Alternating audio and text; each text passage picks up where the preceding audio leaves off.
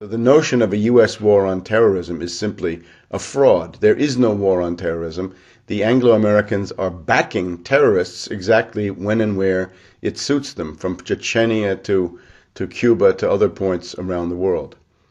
This is a typical British strategy. You've got to know the name of Brigadier General Sir Frank Kitson. He was the British operations officer in Kenya at the time of the Mau Mau.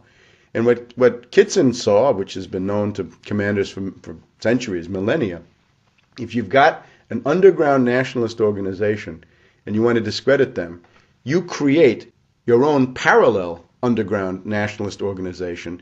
You send them out. It's got to have the same name. It's got to have a false flag. You send them out, have it commit tremendous atrocities. Those will be blamed on the original relatively benign group, and they'll be discredited, they'll be demonized, and you gain political advantage. He wrote a book about it called Low Intensity Operations. And the technique is called the technique of the counter gang or the pseudo gang. Just as Al-Qaeda, in the broader sense, is a pseudo gang or counter gang created by US and British and Israeli intelligence. It's a counter gang against normal Arab nationalists or anybody with any positive agenda for reform or independence or development anywhere in the Arab world. They can always be labeled Al-Qaeda. The reductio ad absurdum of this is President Chavez of Venezuela, after giving Bush a hard time at various conferences and doing things to undermine the dollar, the neocons are now accusing President Chavez of being a member of Al-Qaeda. So you can see how easy it is to demonize somebody once you've got a good counter gang going.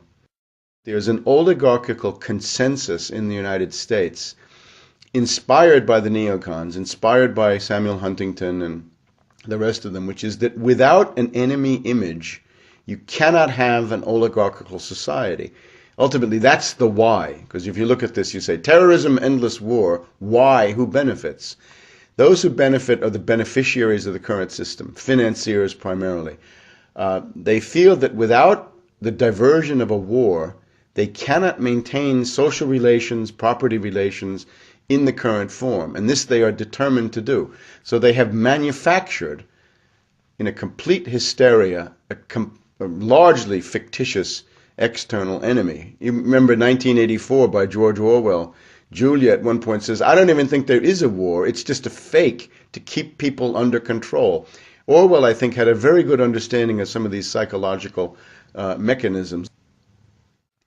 When you see Bush defend his Iraq policy, you will see that he does not use Iraq arguments in terms of closing the deal. When it comes to the heart of the matter, he uses 9/11 arguments. If he's asked, why did 2,000 people have to die in Iraq for no reason?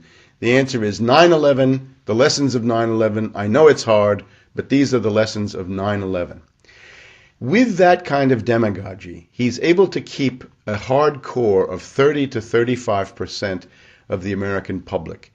With 30 to 35%, he will be able to stay in office and wage war indefinitely. He'll be able to go for a wider war. He can manufacture new 9/11s to firm up that base.